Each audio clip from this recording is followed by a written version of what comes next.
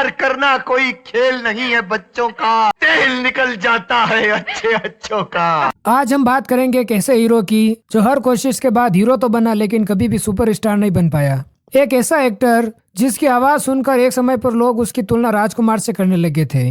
दुनिया की हर चीज बदल सकती है मगर राय बहादुर महेंद्र प्रताप सिंह की जबान नहीं बदल सकती। छोटे पर्दे का वो अभिनेता जिसे भारत का पहला सुपर हीरो कहा गया। उस समय पर बच्चे बच्चे की जुबान पर उसे देखकर बस यही आता था, शक्तिमान शक्तिमान। जब वो भीष्म पितामह बनकर पर्दे पर आए तो ऐसा है कि उन्होंने महाभारत में अपने किरदार को अमर कर दिया। कि भरद्वाज पुत्र द्रोण और ये गंगा पुत्र भीष्म भी उस विराट युद्ध में अकेले अर्जुन से हार गए थे।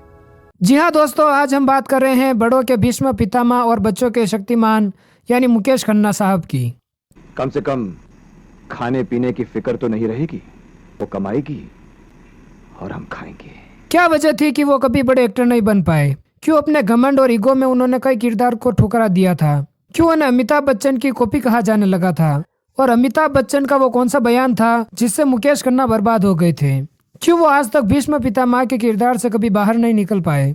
और आखिरकार ऐसा क्या कारण था कि अचानक से शक्तिमान को बंद करना पड़ा था? जानेंगे और भी बहुत कुछ, तो चलिए शुरू करते हैं।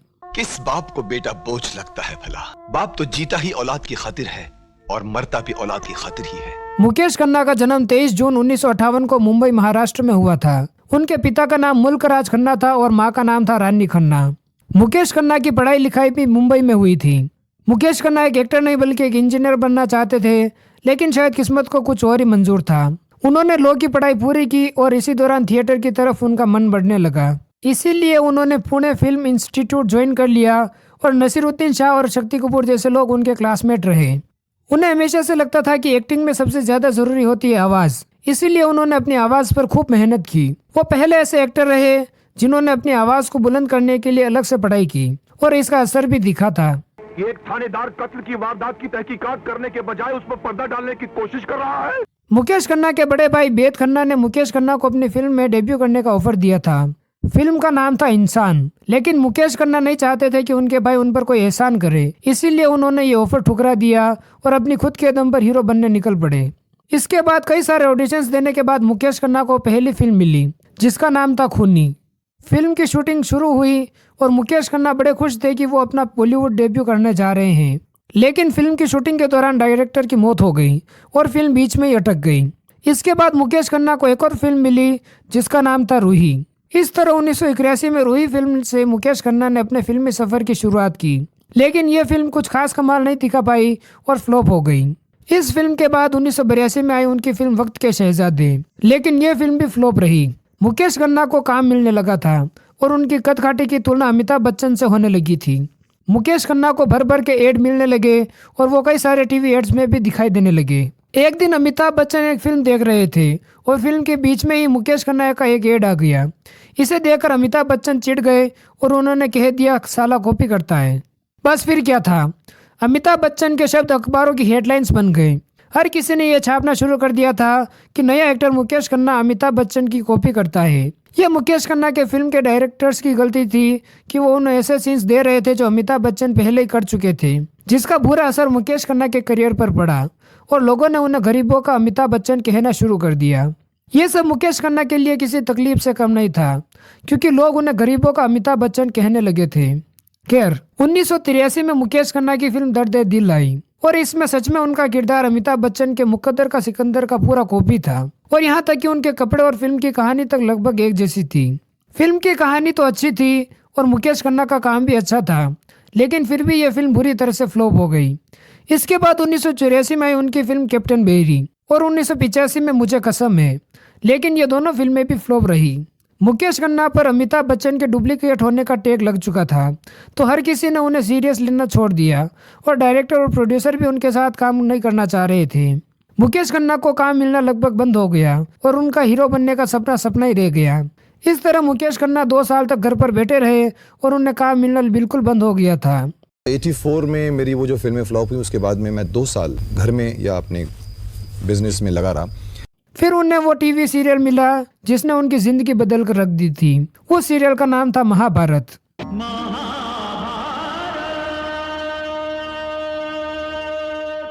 मुकेश खन्ना को महाभारत कैसे मिली, ये भी अपने आप में एक बड़ा दिलचस्प किस्सा है। दरअसल मुकेश खन्ना घर पर खाली बैठे थे और हीरो ना बन पाने का दुख मना रहे थे। तभी एक दिन उनकी मुलाकात हुई गुफी पेंड्रल से। जी हाँ दोस्तों, वही महाभारत के शकुनी, जो महाभारत सीरियल के कास्टिंग डायरेक्टर भी थे। उन्होंने मुकेश खन्ना को महाभारत में काम करने के लिए पूछा। मुकेश खन्ना तो जैसे काम के भूखे बैठे थे, तो बिना कोई सवाल किए उन्होंने तुरंत हाँ कर दी। जब बी आर चोपड़ा ने उनसे पूछा कि कौन सा किरदार निभाना चाहोगे, तो मुकेश खन्ना कर्ण या अर्जुन का किरदार निभाना चाह रहे थे, लेकिन बी आर चोपड़ा उन्हें दुर्योधन का किरदार देना चाहते थे। मुकेश खन्ना ने नेगेटिव किरदार निभाने से मना कर दिया और फिर उन्होंने द्रोणाचार्य का किरदार निभाने का सुझाव दिया, जिसके लिए मुकेश खन्ना ने हाँ कर दी। इसके बाद भीष्म पितामह का किरदार निभाने के लिए विजेंद्र घाट के फाइनल किए गए थे, लेकिन अंतिम समय में उन्होंने भीष्म का रोल करने से मना कर दिया। इस पर बी आर चोपड़ा ने मुकेश खन्ना को भीष्म पितामह का गेटअप देने को कहा। जब मुकेश खन्ना ने भीष्म के गेटअप में डायलॉग बोले तो हर कोई हैरान रह गया।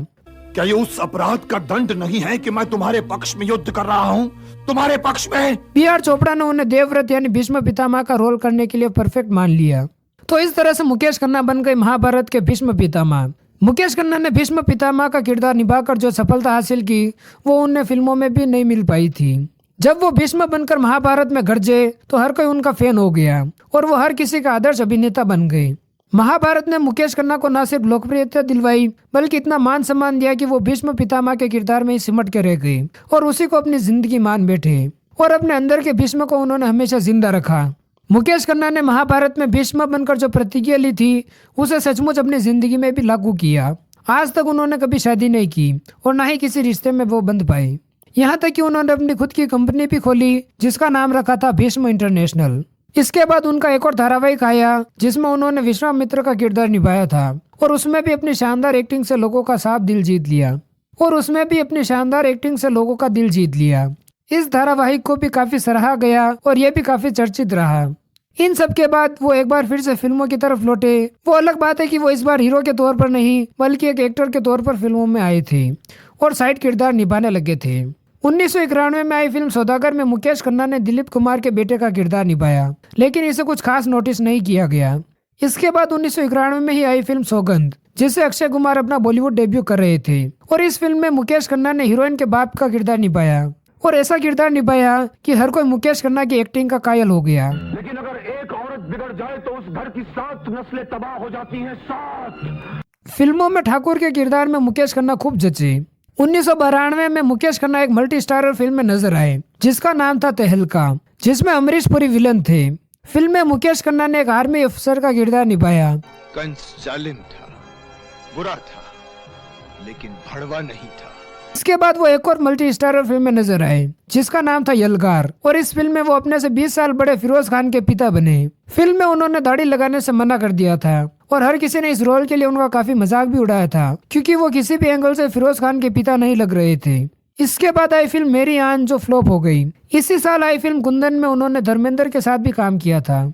इसके बाद आई फिल्म रानी महारानी, जिसमें पहली बार मुकेश खन्ना ने एक डाकू का किरदार निभाया था। मैं वो चट्टान हूँ जिससे जब कोई टकराता है कुत्ते की मौत मारा जाता है। इसके बाद अजय देवगन के साथ उन्होंने एक फिल्म में काम किया, जिसका नाम था शक्तिमान। फिल्म तो हिट नहीं हुई, लेकिन फिल्म का टाइटल मुकेश खन्ना को खूब पसंद आया और यहीं से उनके दिमाग में शक्तिमान घर कर गया।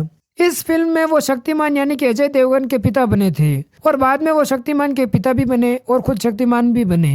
1994 में वो एक साथ कई फिल्मों में दिखाई दिए। इसके बाद आई आओ प्यार करे, जिसमें हीरो थे सैफ अली खान। इस फिल्म में भी मुकेश खन्ना का किरदार अलग ही चमका। इसके बाद मुकेश खन्ना, अक्षय कुमार और संजय दत्त के साथ आई फिल्म अमानत में नजर आए। इसके बाद एक और मल्टी स्टारर फिल्म आई, जिसका नाम था बेताज बादशाह, और इस फिल्म में उनका सामना हुआ राजकुमार से। इसके बाद आई फिल्म मोहब्बत की आरजू, और इस फिल्म में मुकेश खन्ना की दमदार आवाज ने ऐसा जलवा बिखेरा कि हर कोई उनकी तुलना राजकुमार से करने लगा था। इसके बाद भी वो कई फिल्मों में दिखाई दिए, लेकिन कोई भी फिल्म बड़ी हिट नहीं हो पाई। 1995 में वो एक ऐसी फिल्म में नजर आए, जिससे बॉबी देओल और ट्विंकल खन्ना दोनों ने एक साथ अपना बॉलीवुड डेब्यू किया था। फिल्म का नाम था बरसात, और इस फिल्म में मुकेश खन्ना ने बॉबी देओल के पिता का किरदार निभाया था।